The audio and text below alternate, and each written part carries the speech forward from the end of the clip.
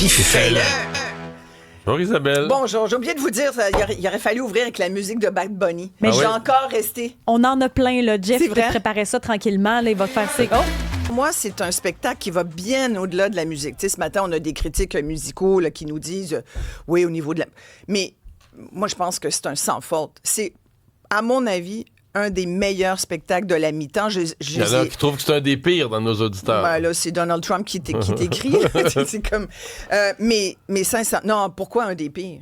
Je sais comprends pas. C'est basé les sur goûts, quoi? ça ne se discute pas. Mais si c'est au-delà t'aimes pas du ce goût, style de musique-là. Mais c'est, comme je te dis, c'est au-delà de la musique. C'est au-delà de tu sais, t'es pas obligé d'aimer le reggaeton portoricain, mais c'est au-delà de ça parce que les messages qu'il a véhiculés, Bad Bunny, étaient juste d'abord, il y a plein de... Tu sais, je pense que ça va prendre la semaine avant d'être capable de décortiquer tous les messages qu'il a fait. Il y a plein de petits symboles, là. D'abord, lui-même est habillé en blanc. Blanc, c'est vraiment la couleur de la paix.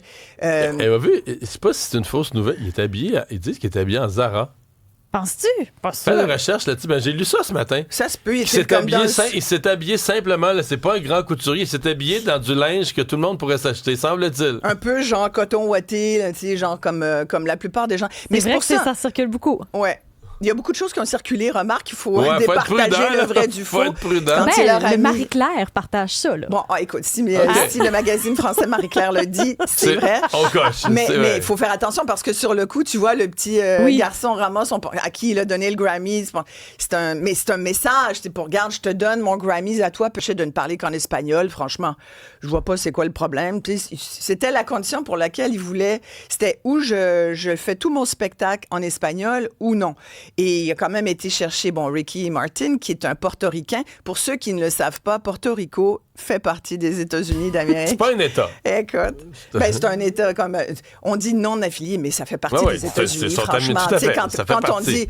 Écoute, moi, j'écoutais en fin de semaine, à un moment donné, je suis tombée sur Fox News, puis il y avait une présentatrice qui disait « Yeah, but he's not American. He's not an American artist. » Excuse-moi, fille. Oui, c'est un Américain. Et à la fin, moi, j'ai pleuré à la fin. C'est la première fois que je pleure dans un spectacle de la mi-temps. J'étais vraiment très, très, très émue. Ma fille, mon chum peut en témoigner, j'avais de la difficulté à parler parce que je suis encore portée par d'ailleurs que la cérémonie d'ouverture des JO où il y a eu... C'était moyen, ça, hein? Où il y a eu, écoute, c'est Mariah Carey, là, comprends pas. Tu vois, ça, comprends pas. Faudra me l'expliquer. Comme tu disais, Mario, tous les goûts sont dans la nature, mais je me demandais qu'est-ce qu'elle faisait là, sincèrement. Il y a eu des très, très beaux tableaux là, dans la cérémonie d'ouverture. Marie-Claude dit toujours de Mariah Carey que c'est une fille qui se renouvelle pas. Eux qui ont des petits commerces, tous ceux qui travaillent, c'était une ode aussi à la vie ordinaire, aux gens qui se marient, aux gens qui font des fêtes ensemble. Moi, j'ai trouvé ça fabuleux. Et entre autres messages inspirants, dans une Amérique qui en ce moment est vraiment polarisée, qui est déchirée. Je vous parlais un peu des Olympiques tout de suite avant. Il y a eu ces athlètes américains qui se sont fait poser la question, entre autres l'équipe de ski, avec le jeune Hess là, qui a répondu que c'était difficile effectivement de porter le drapeau américain, que eux, comme athlètes, se souvenaient de quelles étaient leurs valeurs, c'est-à-dire des valeurs d'entraide, de communauté, des valeurs d'équité, des valeurs de partage, et qui ne sont pas celles de leur président. Et tout de suite, Donald Trump... Il les a reniés. Écoute, mais tu sais, quand tu dis que des athlètes qui sont rendus là, c'est le top, là. C'est des tops, là. Il est traité de il loser. est comme double médaillé dans du... Écoute, il les a traités de loser. Oh, mais ça doit être mon une Dieu. première dans l'histoire là, qu'un chef de gouvernement, pendant les Olympiques, traite ses athlètes de losers. Puis... C'était malaisant. Ah non, mais c'est plus que malaisant. Moi, je me dis, mais qui va arrêter ce président-là? Qui va lui dire c'est assez? Il n'y a personne autour de lui qui vérifie ses réseaux sociaux. Visiblement, non. Tu sais, il a fait la même chose avec Bad Bunny. Il a dit c'est le pire Super Bowl, c'est une musique. Puis là, vous avez vu... Il n'était pas supposé de l'avoir vu? Ouais, ben écoute. Non, il y a un spectacle parallèle. Là. Mais il y a pire que ça. Vous avez vu là, qu'il veut absolument maintenant, là, tout est Dieu. L'Amérique maintenant est vouée à Dieu, selon Donald Trump. Il veut vraiment là, que Dieu devienne... C'est un homme pieux. Écoute, sincèrement... C'est un homme d'évangile, sa vie. Là... Et aussi qui a vraiment le sens de vouloir éduquer les jeunes Américains. Vous avez vu que...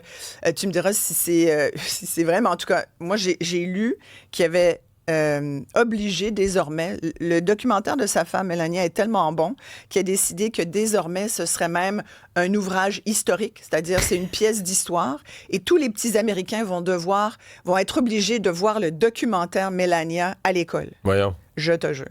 Alors, sincèrement, heureusement qu'il y a des athlètes qui nous transportent. Moi, j'ai passé, je me suis dit, ma foi... d'ailleurs, je me suis rendu compte, je pense qu'on suit plus les Olympiques d'hiver. Tu me diras, toi qui y vas, d'ailleurs, vous réécouterez ça. D'ailleurs, vendredi, Mario était à mon émission, puis on a jasé pendant une demi-heure des Olympiques et tout. Et j'ai l'impression qu'on suit plus les Olympiques d'hiver que les Olympiques d'été. Peut-être parce que l'été, il fait 30 dehors. Puis, on est plus dehors, mais je pense aussi que ça nous rejoint ici, plus. nous autres, le Québec, le Canada, on a beaucoup plus d'athlètes. Parce que l'été, il y a plusieurs disciplines où on n'est pas là. Non, effectivement. Non, alors que puis l'hiver, quelque chose qui nous puis on est à l'intérieur aussi quand même. Moi je regardais, écoute, on a tous vu la chute de Lindsey Vonn. Bon, c'est pas une Canadienne, mais c'est une femme exceptionnelle, c'est une athlète, oui, de 41 ans. Et j'ai vu beaucoup de commentaires désobligeants. Hein?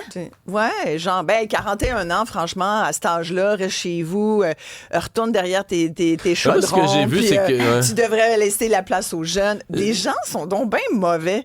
Heureusement que je vous ai parlé des messages inspirants avant, mais tu sais, il y en avait quand même une couple des messages de Québécois, là, je parle. Ces gens-là, ils font quoi de leur vie? Non, mais j'en ai vu quand même qui trouvaient qu'elle avait peut-être poussé fort, c'est-à-dire que... C'est ça, être un athlète olympique. Ouais, je sais, mais après son accident de la semaine passée, est-ce qu'elle prenait un risque démesuré, mais en même temps, elle est rendue là.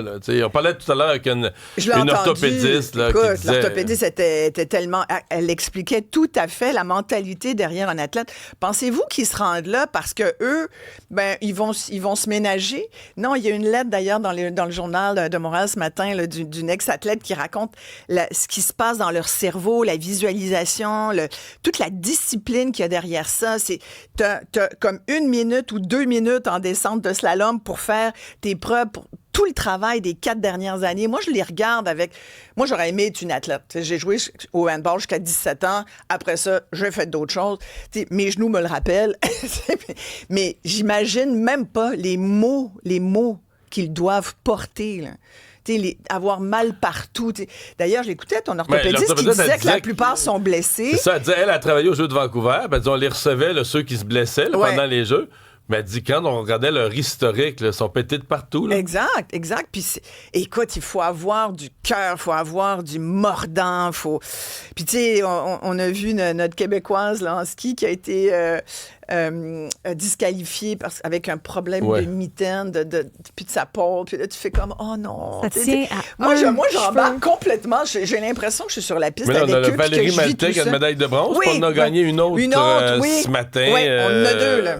En ski, en saut. Et je terminerai là-dessus sur les Olympiques avant de parler de Roger, mais tu sais, quand tu vois qu'on s'intéresse à ce point aux Olympiques pendant 4 ans, regarde là, ce que ça nous fait vivre comme émotion. Puis les 4 prochaines années, ou les 4 dernières, on n'a à peu près pas parlé de nos athlètes. Une médaille d'or, là, au Canada, ça vaut 20 000 $. C'est même pas la moitié d'un entraînement de patineur ou de skieur. Ça doit leur coûter bien plus cher que ça. Tu comprends? Alors, ils y vont pas pour l'argent, c'est clair. C'est la Canadienne Megan Oldham qui remporte sa médaille. Oui. Ben alors, donc, tu vois que... En tout cas, moi, je trouve qu'on devrait leur accorder beaucoup plus de financement. L'argent qui a été voué au sport olympique au Canada n'a jamais été indexé. Depuis 20 ans. Message pour l'école bleue. Oui. Bon, tu voulais nous parler de l'écureuil de Maisonneuve-Rosemont? Ben écoute, c'est parce que, tu sais, sincèrement, je dis que j'ai écrit là-dessus en fin de semaine. C'était le jour de la... J'ai beaucoup de gens qui m'ont écrit, d'ailleurs, pour me dire, je suis d'accord avec vous, Mme Maréchal, parce que je disais... Rénover un hôpital, c'est plus urgent que de construire un 3e lien. À 11 milliards, l'hôpital devra en coûter 2 fois moins cher. Et l'hôpital Maisonneuve-Rosemont, je le répète parce que c'est important et je pense que tant qu'il ne sera pas officiellement inscrit au plan québécois des infrastructures, je vais être fatigante avec le dossier de l'hôpital Maisonneuve-Rosemont.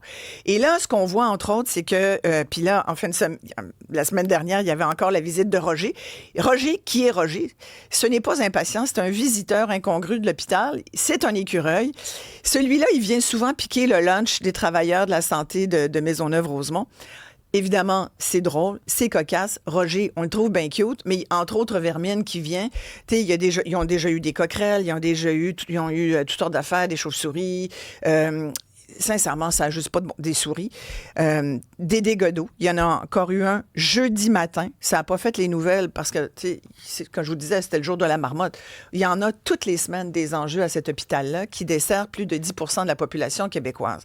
Alors, je ne sais pas ce que le gouvernement du Québec attend, Mario, avant de décider d'effectivement dire l'hôpital Maisonneuve-Rosemont, c'est une priorité. On est en train de penser, j'ai eu accès à des courriels où on est en train de demander aux professionnels de la santé les laboratoires d'analyse, qui est quand même assez majeur. Hein? On pensait le déplacer à l'extérieur, peut-être à 3-4 kilomètres, donc hors site. Écoute, les médecins sont flabbergastés, ils n'y reviennent pas.